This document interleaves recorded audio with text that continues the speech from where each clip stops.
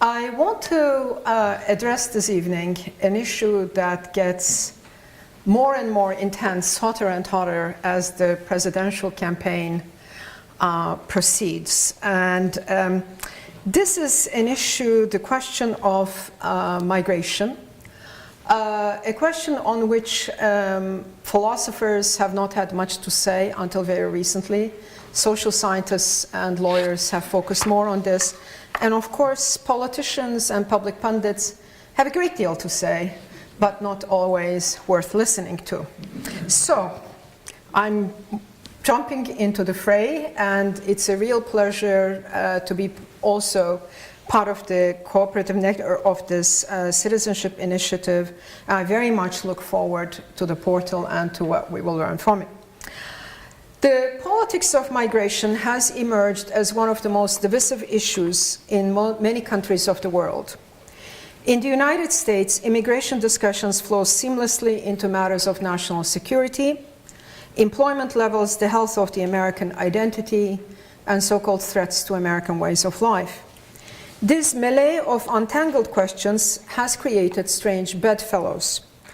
Conservative isolationists such as Patrick Buchanan and left-wing critics of neoliberal globalization, such as the New York Times columnist Paul Krugman, join hands in the need to restrict illegal immigration, while advocates of open or at least porous borders find themselves in the uneasy company of Wall Street's editorial pages that likewise support the free movement of people across borders.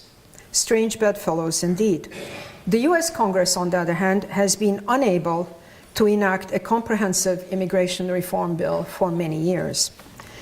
In the first part of my lecture, I want to begin by giving you a brief sociological picture of world war migratory movements and discuss the facts and fictions of most debates about immigration.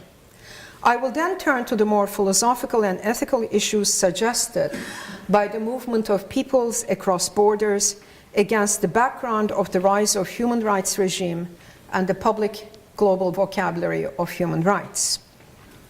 Migrations, facts and fictions. The politics of migration has scrambled traditional alliances not only in the US but in many parts of the other world as well.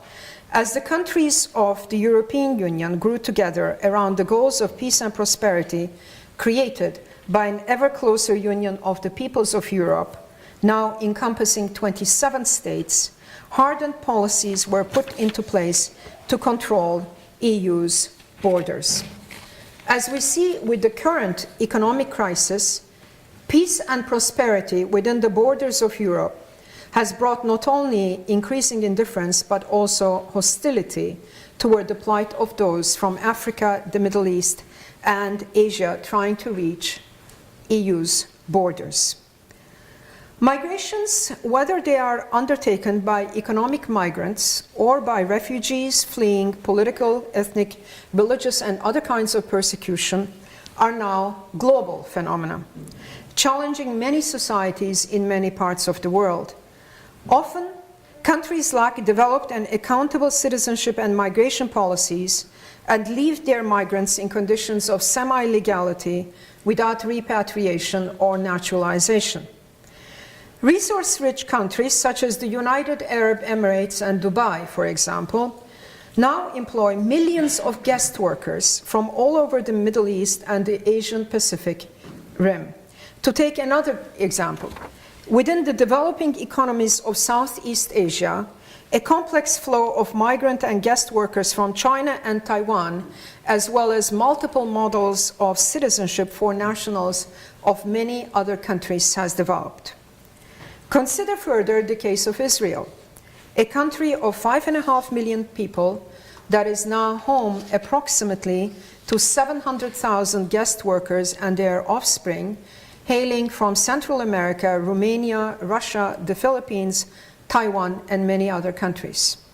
Given the religious foundations of Israeli citizenship law, which is being reformed, a Jew everywhere in the world who returns to the land of Israel is entitled to Israeli citizenship, and the absence of clear-cut procedures that are being reformed for naturalization for non-Jews, it's a matter of time before this situation results in grave socioeconomic problems. Migrations lead to a pluralization of allegiances and commitments, and to the growing complexity of nationals who, more often than not in today's world, are also ex-post and neo-colonials. We are witnessing the increasing migration from periphery to the center, encouraged by wide differentials of standards of living between the regions of the world, and facilitated by the large presence of family and kin already at the center of what once was so-called empire. Indians, Pakistanis, Kashmiris, and Sri Lankans in the UK, Algerians and Moroccans in France, Surinamese and Moluccans in the Netherlands, Latin Americans in Spain, Libyans in Italy, are all populations whose history is deeply bound up with these countries' imperialist ventures in the 18th and 19th centuries.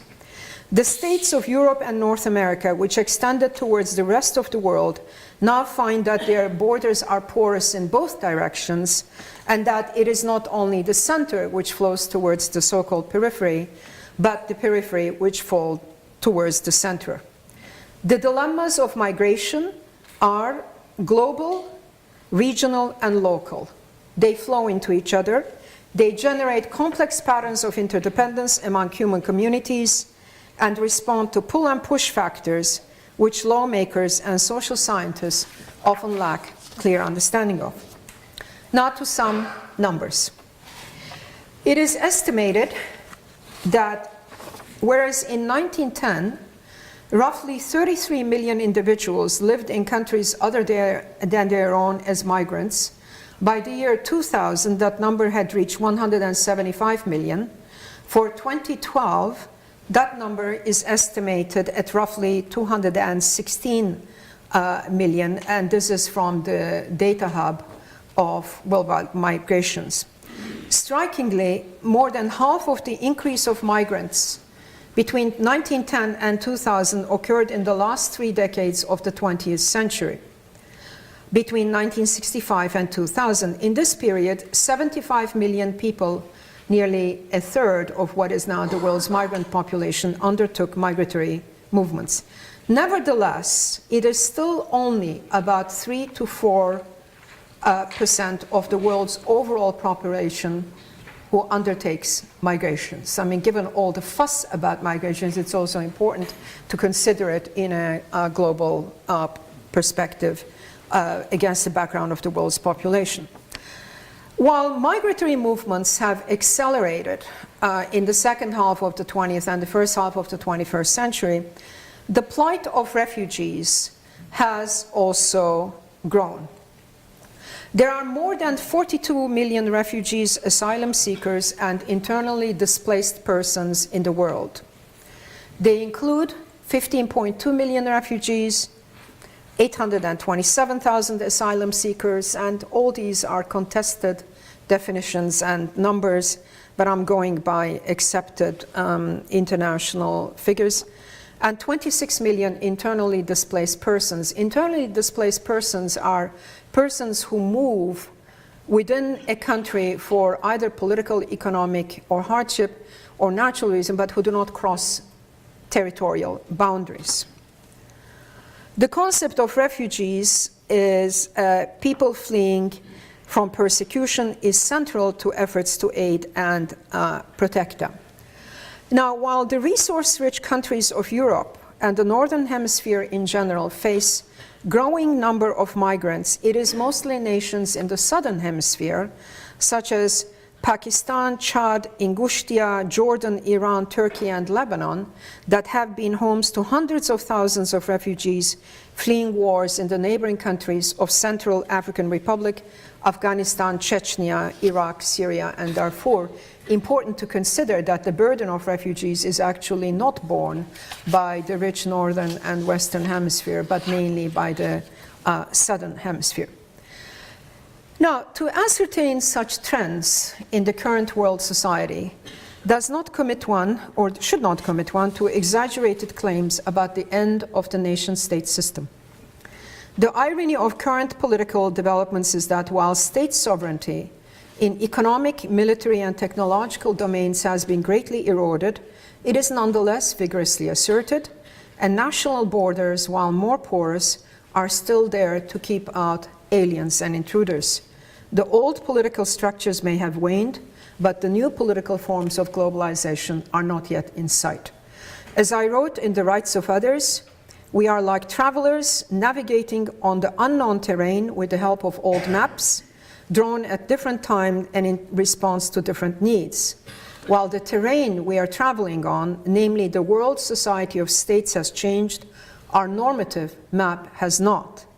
The growing normative incongruities between international human rights norms, particularly as they pertain to the rights of others, and assertions of territorial sovereignty, are indeed the novel features of this new landscape.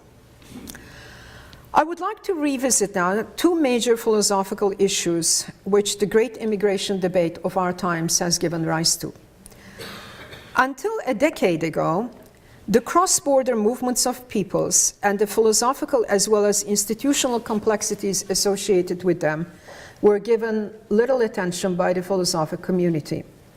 This is now changing, and an important and interesting debate with interdisciplinary implications is emerging. A matter of brief terminological clarification first.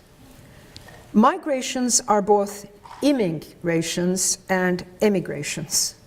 Someone migrates from some place to another, and given the fact that there is no place on the face of the earth that has not been territorialized, the minute you step, you put your nose out of one territory, you are already on another's.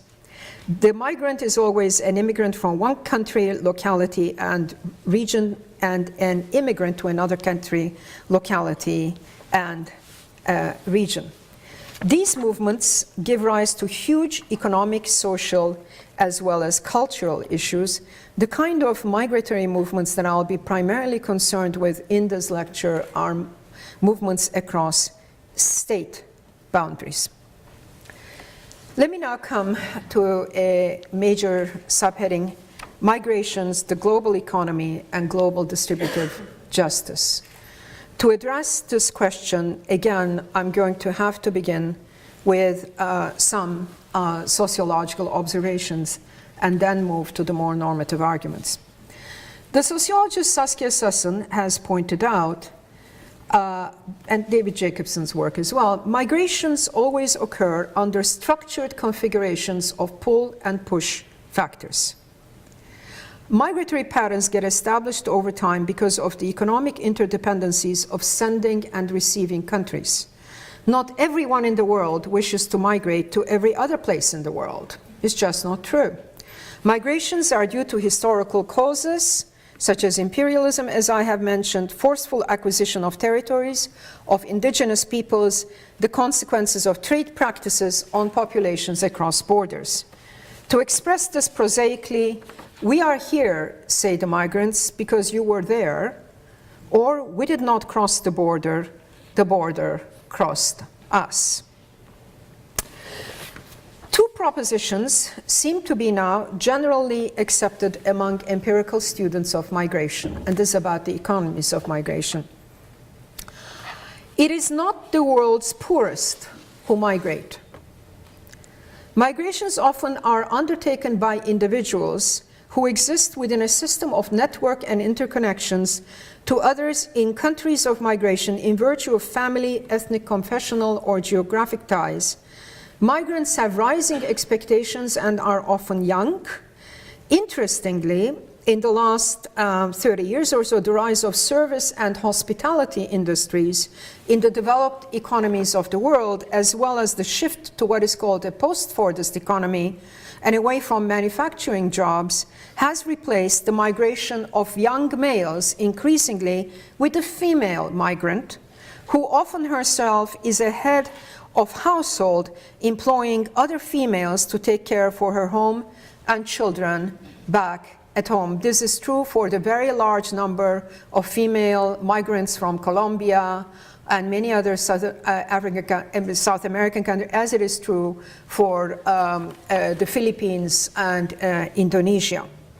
So we are also dealing with this phenomenon of the feminization of migration. Second, the first generation of migrants can be burdensome for the local infrastructure and services of the localities into which they migrate. But the second generation of migrants are net contributors rather than recipients of the national wealth. Politically, the discussions that we hear are about, schooling issues, healthcare issues, traffic issues that are imposed by the first generation of migrants. But the best figures that we have show that the second generation of migrants really produce a net gain. This is one reason why, despite continuing racist and xenophobic dislike of migrants from North Africa, Turkey, Southeast Asia, etc., European countries realize that their social security and old age pensions are dependent upon the long-term contributions of this young workforce. Now, it's hard to come across good political economy figures, and I'm a philosopher about this, but I want to cite to you a statistic from The Economist.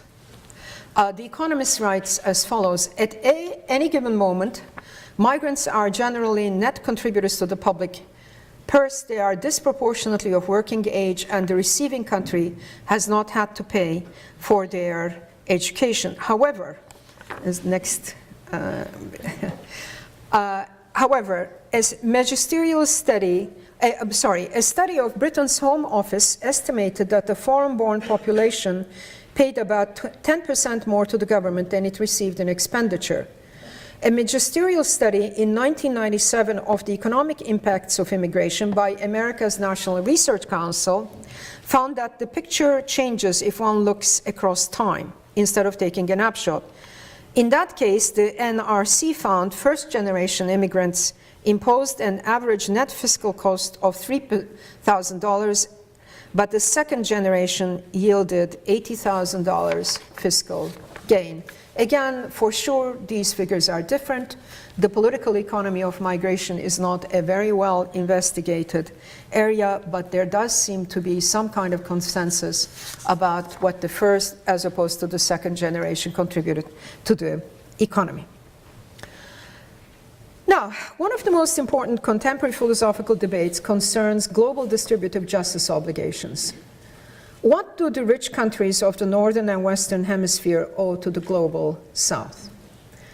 How much is a country's wealth dependent upon endogenous factors?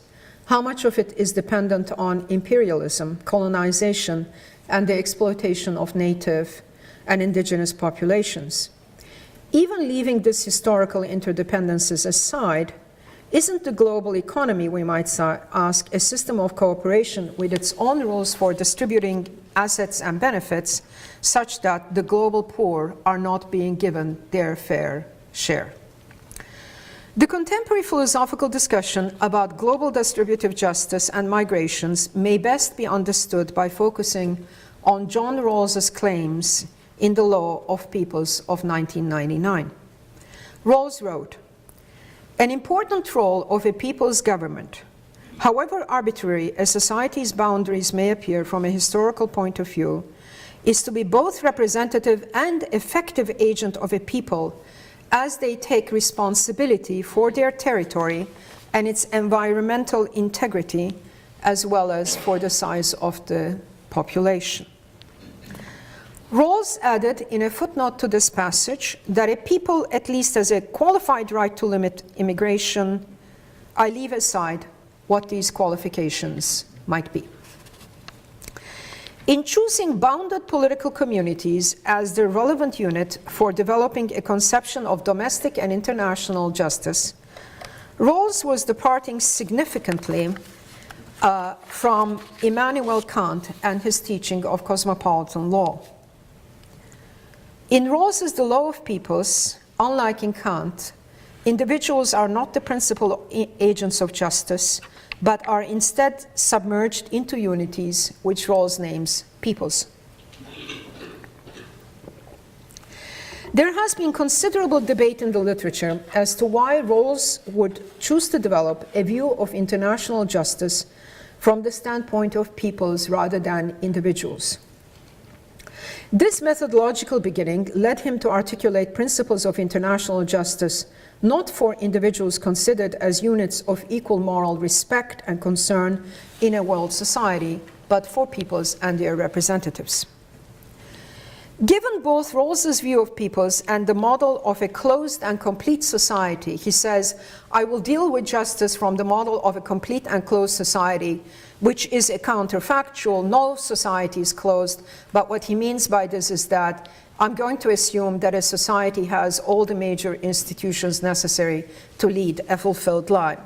Now, given this assumption that we are to conceptualize peoples as a closed and complete society, it should come as no surprise that migrations would not be considered an important aspect of the law of peoples and treated in a footnote.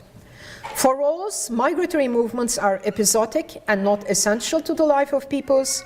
Conditions of entry and exit into liberal democratic societies seem to be peripheral in evaluating the justice of these societies.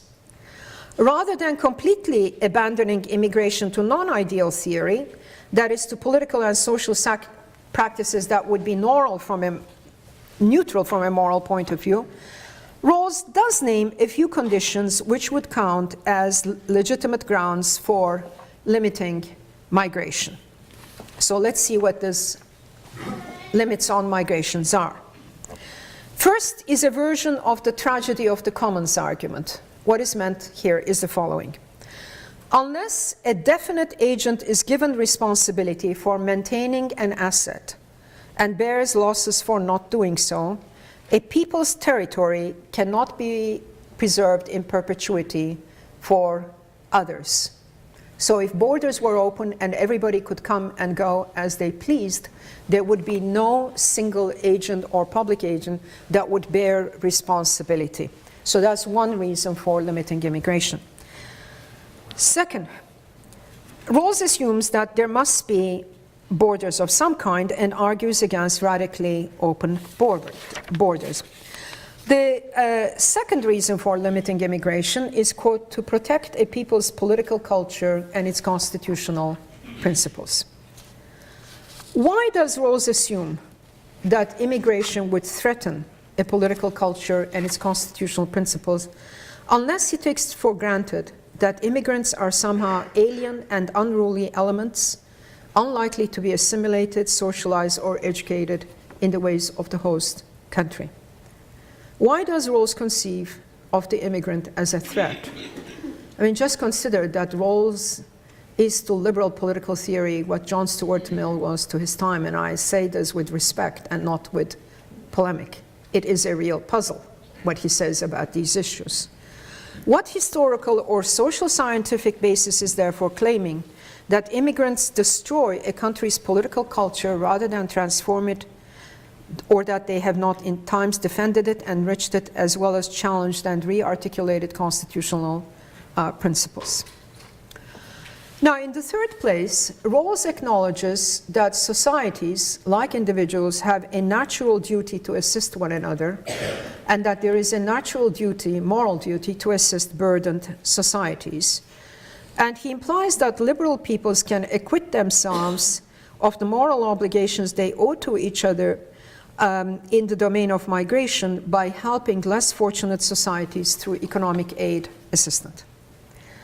The natural duty of assistance has implications clearly for immigration rights, in that such assistance to economically poor and disadvantaged societies is expected to reduce the pressure of migratory movements on richer societies. And this is discussed now much more within the European context, where it is said, assist North Africa, liberalize trade, build up societies, thus we will reduce the pressure on Europe's borders.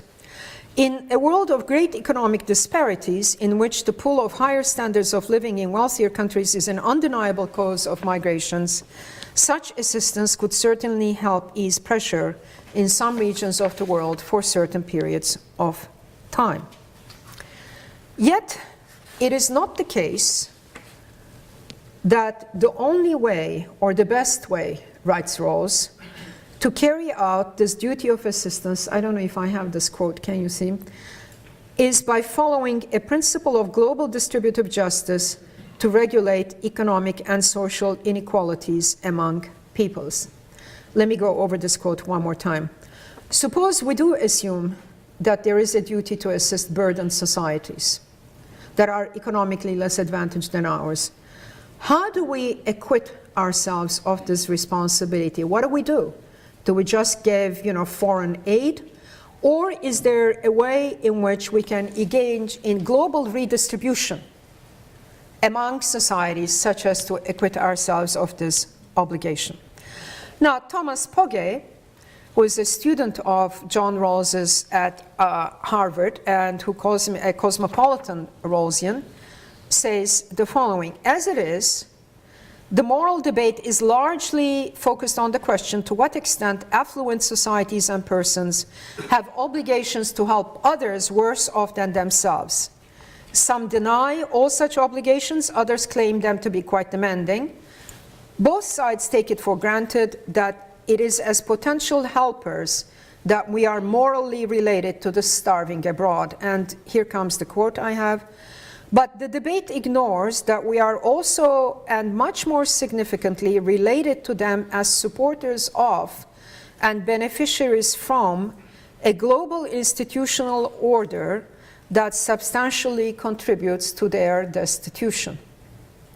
So Pogge here, moves the argument from just issues of moral obligation to saying, let's look at this global international order where there are significant asymmetries and disparities of such a kind that we are in fact benefiting, structurally benefiting from this global economic order. A similar criticism was expressed by Charles Byte in his important book, Political Theory and International Relations. Let me read this quote. International interdependence involves a complex and substantial pattern of social interaction, which produces benefits and burdens that would not exist if national economies were autarkic, self-sufficient. In view of these considerations, Rawls's passing concern for the law of nations seems to miss the point of international justice altogether. In an interdependent world, confining principles of justice to domestic societies has the effect of taxing poor nations so that others may benefit from living, quote unquote, in just regimes. Now, does the undeniable fact of global interdependence, increasing interdependence, suggest that the world economic system is a system of cooperation? Let me try to explain this, because I think of all the arguments that Rawls advances in The Law of Peoples, this is the one that is most biting. A system of cooperation. What is a system of cooperation? A university is a system of cooperation. A family is a system of cooperation.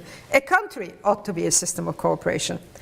A system of cooperation would suggest that the rules distributing obligations as well as benefits ought to be clearly identifiable and known, or in principle knowable to the participants. Whereas in a system of cooperation, there would be clear patterns and rules for distributing benefits and obligations. Rawls and others such as Thomas Nagel argue, for example, that the world economy can hardly be considered a system of cooperation and therefore is not the subject of clear and transparent judgments. Thus, writes Rawls, now criticizing global distributive justice theorists like Pogge and Bytes, despite their considerable appeal, he says, global distributive justice principles do not have a defined goal, aim, or cutoff point. When do we know that we in the rich countries have in fact fulfilled our moral obligations of global distributive justice to others? And this objection was forcefully restated recently by Thomas Nagel in a much discussed article about global justice, and really denying that global justice considerations make sense. The world economy, however, or for that matter, any economic system, I would argue, possesses features of cooperation as well as being subject to the logic of unintended consequences. Think, for example, of the stock market. While there are clearly defined rules of cooperation, at least in principle, as to how stocks can be bought and sold, as to how their values are stated and the like, at the end of the day, what makes the stock market work is the logic of unintended consequences.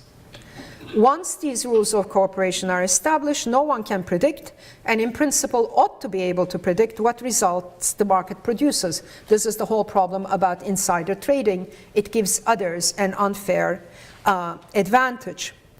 Now, unlike free marketeers, I have no faith that the logic of unintended consequences is always rational or just.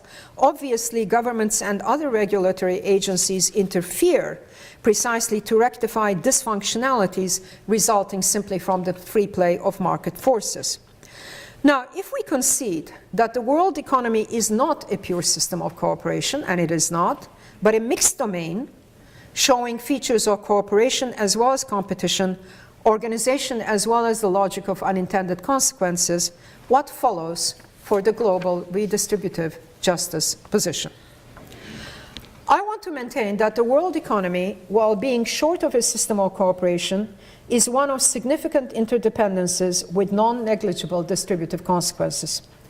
Within this system, there are public international bodies and organizations that have regulatory functions, such as the World Trade Organization, the International Monetary Fund, the Agency for International Development, and treaty organizations such as GATT and NAFTA. So increasingly, the contemporary debate about global distributive justice is becoming a debate about global governance and the democratization of transparency of these institutions, because it is indeed very hard to come up with clear principles of distributive justice. To give you an example, saying the European Union owes Africa 3% of the gross domestic product of the European Union. It's very difficult to justify this. It's very difficult, to make this kind of an argument and to produce, rational grounds for it. However, one can criticize many systems of both export and export, of migration, of world aid, so that increasingly I think that the global redistributive justice discussion that dominated philosophy in the 80s and 90s is now going to become a discussion about reforming these global governance institutions and opening them more to transparency and accountability. A cosmopolitan perspective that takes its starting point from the Kantian view, I'm quoting Kant, if the actions of one can affect the actions of another, then we have an obligation to regulate our actions under a common law of freedom which respects our equality as moral agents. This is the Kantian principle.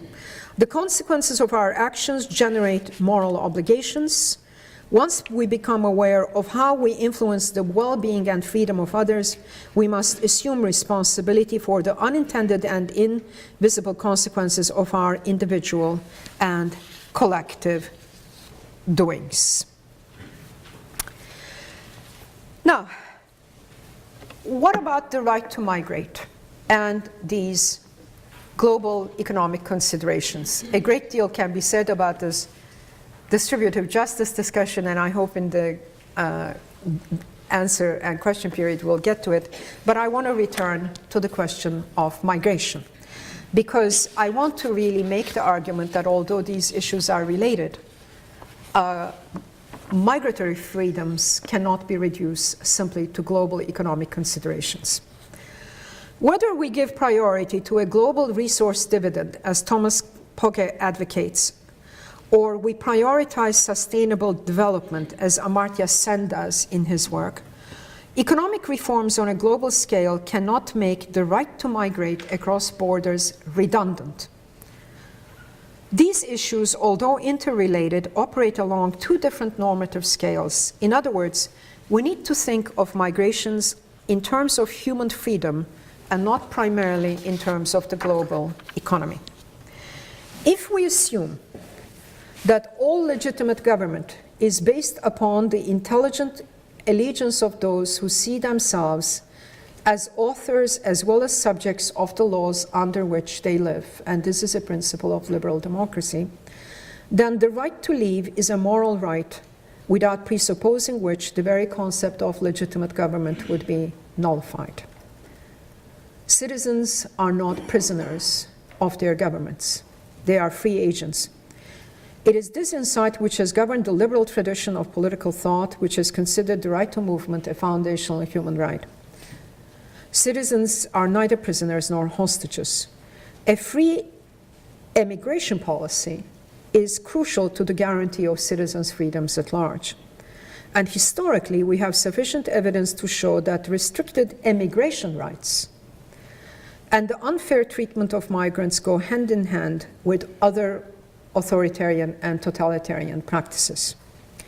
Along these lines, the 1948 Universal Declaration of Human Rights recognizes the right to freedom of movement across boundaries, a right to emigrate, that is, a right to leave a country, but not a right to immigrate, a right to enter a society. This is Article 13.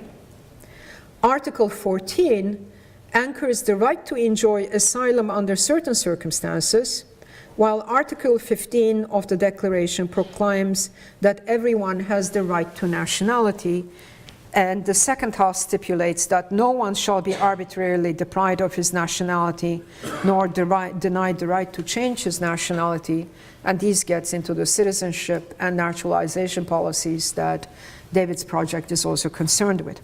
Yet, the Universal Declaration is silent on states' obligations to grant entry to immigrants. There is a right to emigrate, but not a right to immigrate. And furthermore, the Universal Declaration does not say clearly what the rights of states are in terms of asylum and citizenship of alien residents and denizens. As has been remarked, these rights have no specific addressees, and they do not appear to anchor specific obligations on the part of second and third parties to comply with them. Despite the cross-border character of these rights, the Declaration of Human Rights upholds the sovereignty of individual states.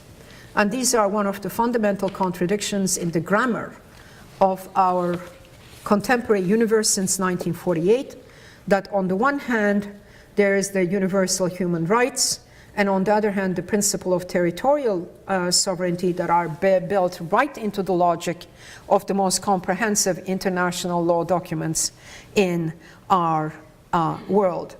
Thus, the Geneva Convention of 1951, relating to the status of refugees, and its protocol added in 1967, are the most important international public law documents after the UDHR, but nevertheless, neither the existence of these documents nor the creation of the United Nations High Commissioner on Refugees have altered the fact that this convention and its protocol are binding on signatory states alone and can be brazenly disregarded by non-signatories and at times even signatory states themselves. In technical language, the United States is a high party to these conventions, but for some very interesting historical reasons, actually, the United States has been more liberal in terms of immigration policy at certain points of its history rather than granting refugee and asylum, which one seems to be not very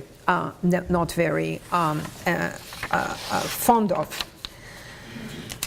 Now, given multiple conditions of economic interdependence, and given also this changing legal landscape of our contemporary universe, what really follows? I want to suggest here that, particularly with respect to the United States, since the Monroe Doctrine, the United States has considered the Southern American continent as belonging to its domain of economic and security interests. Extensive political and economic involvement in the fates and fortunes of these countries for more than a century and a half has created patterns of migration and interdependence which no building of walls can hide or make us forget. It is with sober, factual, and non-polemical understanding of these interdependencies that we must move towards a regionalist perspective in solving issues of migratory movements across the US and Mexico and the US and Latin American borders more generally. I will not be saying more about this regionalist perspective, in this lecture tonight, but I think it is the only way to go in solving, migration problems. And sometimes I say states are like very young children in a kindergarten. They do parallel play, how kids will cry, they'll play with things, and they're not aware of each other. And this is also the logic of defunct sovereignty. It's as if, what we have done with NAFTA has had nothing to do with migration from Mexico, etc. And these are both empirical and moral issues. There's one final issue that I want to address before coming to a conclusion. And this is about migration, citizenship, and sociocultural identities. While the debate about global distributive justice fires up the imagination of academics and intellectuals, on the ground itself, in the political scene, what animates many is the perception of large-scale migrations as a threat to identity. Even peaceful Switzerland was recently the site of violent clashes around issues of migrants' rights, and in particular the building of minarets, such that the pristine Swiss skyline would not be sullied. But I'm going to assume that all collective identities are sedimented historically around practices as well as symbolic configurations and memories, and that all collective identities are based upon distinctions between some form of us and them. The real issue today is whether we can view otherness not as a threat to, but as a constitutive aspect of collective identities. Most modern states harbor societies that are complex, pluralist, and driven along many lines of differentiation. Varieties of nationalism, which had served to stabilize collective identities as well as legitimizing state power, are today threatened by the dual forces of globalization without, as well as multicultural, multilingual, and multi-ethnic claims within. Transformations in patterns of migration lead more and more individuals to retain ties to their home countries and not to undertake total immersion in the countries of immigration. Migrations no longer bring with them complete socialization in the culture of the host country, a process poignantly symbolized in the US by the assignment to many, many immigrants to the US of new family names in Ellis Island, for example. You assumed a new family name and a new identity, and thereby, you became a citizen, and you also erased, in some ways, your collective identity at home.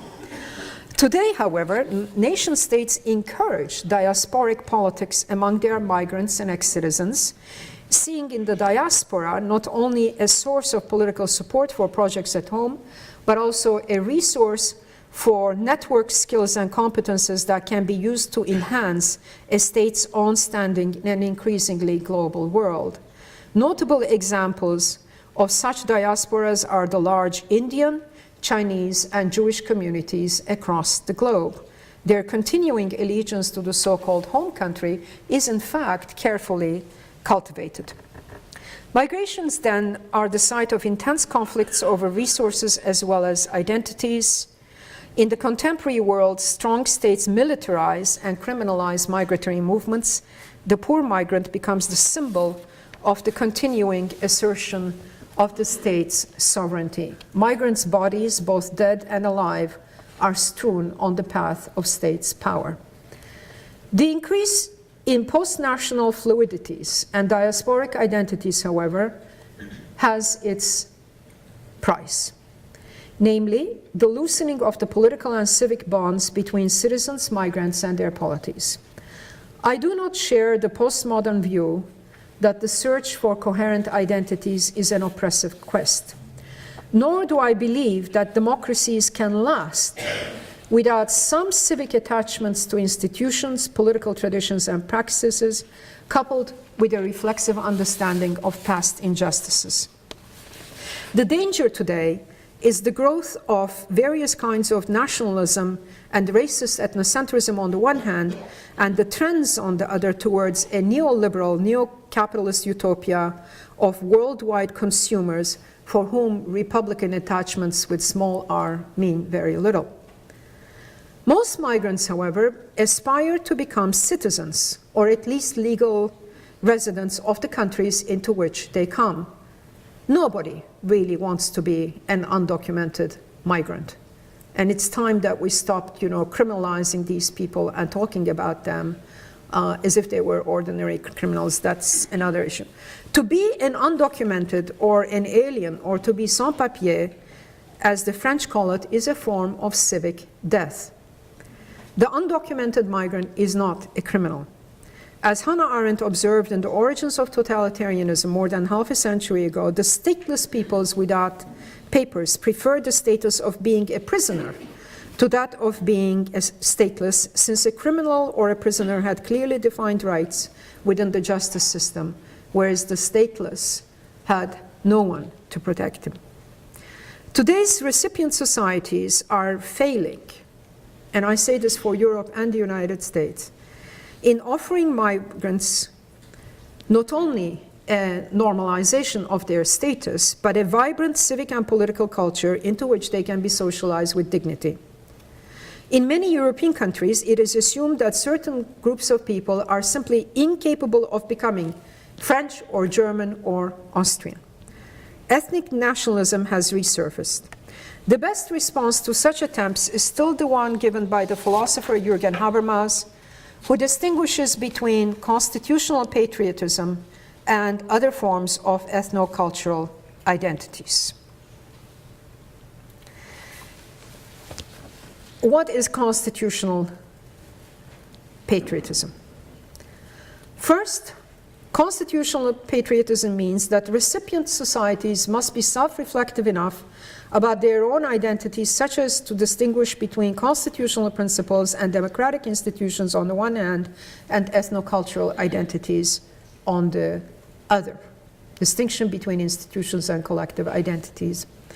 Second, migrants themselves must be willing to learn and to partake in the political culture and institutions of their host countries.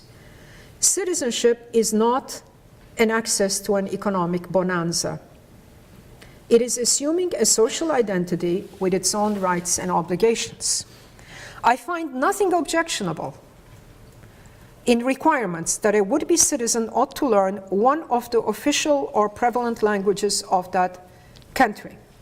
For example, in Spain, if you are going to become a naturalized citizen of Catalonia, you learn Catalan as opposed to Castellano. There are many, many possibilities of linguistic integration.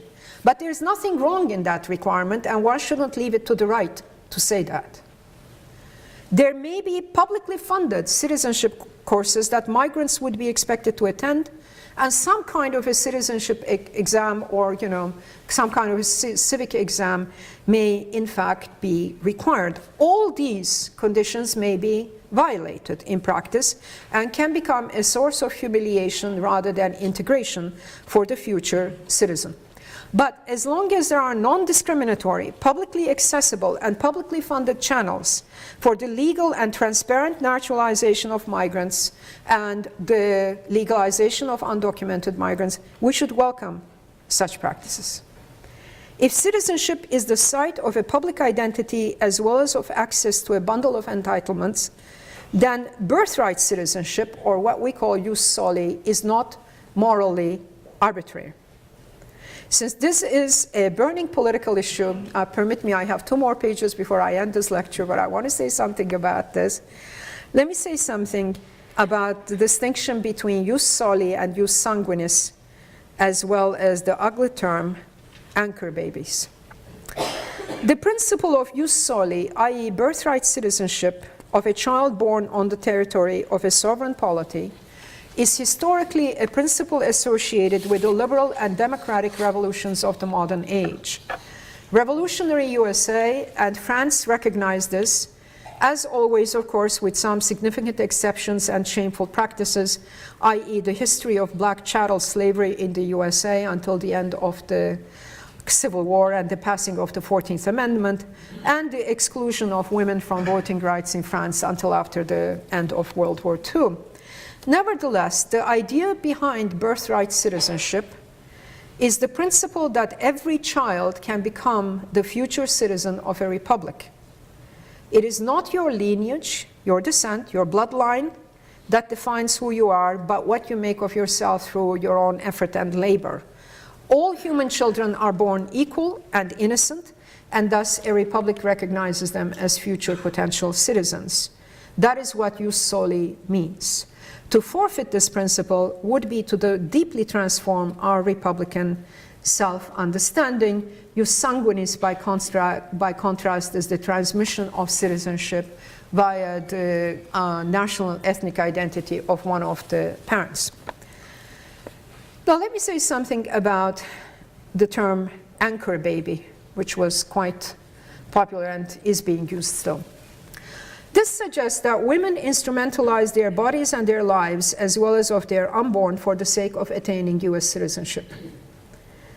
Women and children, however, are always the world's most vulnerable among the population of refugees and asylum seekers. The world's refugee camps are overly populated by women with dependent children. Young men usually are mobile. They find ways of getting out. Women with children are not mobile. They are those who are most struck by hunger, disease, and sexual violence throughout the world's refugee camps. This cruel public vocabulary of anchor baby that has become so prevalent not only flies in the face of well-established facts about women's and children's economic vulnerability, but it also appears to the worst, not the best angels of our nature. Let me conclude with a personal note. Many of you are puzzled by my name and will probably assume that I'm Arabic. My last name, in fact, is part Hebrew and part Arabic. Ben means son of in Hebrew, and it would be Ibn or Bin in Arabic, and Habib means my dear, my love in Arabic, and in Hebrew, Habib means my sweet one. Despite all the headaches it has caused me over the years, I'm proud of the etymological confusion in my name, because it testifies to a history of transnational migration, diasporic existence, and collective memory.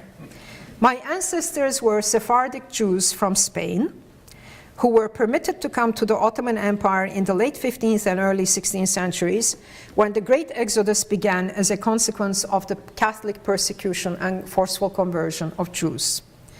The oldest ancestor we can trace bears the name Jacob ibn Habib, and he was a rabbi in the northwestern Spanish city of Zamora. And when his attempts to mediate between the Christian and Jewish communities failed, he fled by way of Portugal, first to Jerusalem and then to Salonika. There were 11 generations of rabbis within our family in Salonika, and at some point in the 19th century, they moved across from Salonika to Gallipoli, Dardanelles, and then to Istanbul, all of them Ottoman domains. Most likely, my ancestors, like many of Spain's Jews at that time, were in the service of Muslim kingdoms, and hence the name Habib in its both Hebrew and Arabic permutations. I tell you this story maybe in part to account for the themes of the rights of others that are so close to my heart.